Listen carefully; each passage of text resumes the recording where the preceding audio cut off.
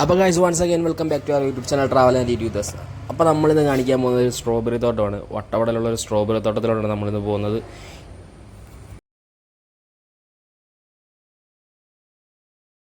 നമുക്കിവിടെ എന്തൊക്കെ കൃഷിയുള്ളത്? ഇവിടെ ബീൻസ് ഒരു 5 ബീൻസ് വരും.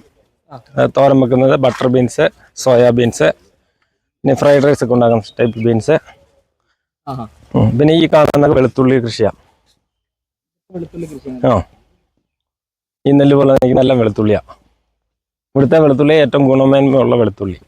അതിൽ കുറച്ച് സ്ട്രോബെറി പുതിയ കുറച്ച് നട്ടിട്ടുണ്ട്. അപ്പോൾ ഗായ്സ് വട്ടവട എന്ന് പറയുമ്പോഴത്തേക്ക് നമുക്ക് എപ്പോഴും ഓർമ്മ വരുന്നത് സ്ട്രോബെറി തോട്ടങ്ങളാണല്ലേ. അപ്പോൾ ഇത് അതേപോലത്തെ ഒരു സ്ട്രോബെറി തോട്ടമാണ്. അതിനകത്ത് നമുക്ക് കുറേ കോളിഫ്ലവർ, ക്യാബേജ്, അതേപോലെ കുറേ മല്ലി, കടുക്, അങ്ങനെ കുറേ ഐറ്റംസ് ഉണ്ട് കേട്ടോ. അവർക്ക് കുറേ കൃഷികളിൽ ഒന്നാണ് ഈ സ്ട്രോബെറി എന്ന് പറഞ്ഞത്. ഇതിൻ്റെ ഒരു ഡീറ്റെയിൽ വീഡിയോ നമ്മുടെ അടുത്തൊരു വീഡിയോ നമ്മൾ ചെയ്യുന്നതാണ്.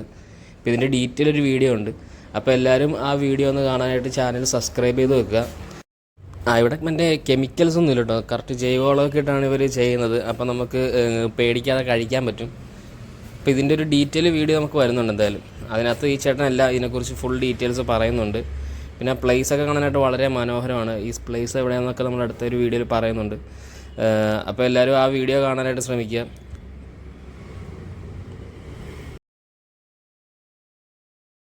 5 കിലോമീറ്ററാണ് ഇവിടെ ചെക്ക് പോസ്റ്റ് ഉള്ളത്.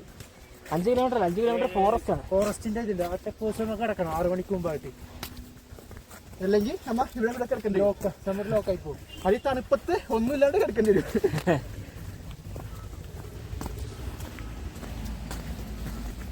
വണ്ടി ഇറങ്ങി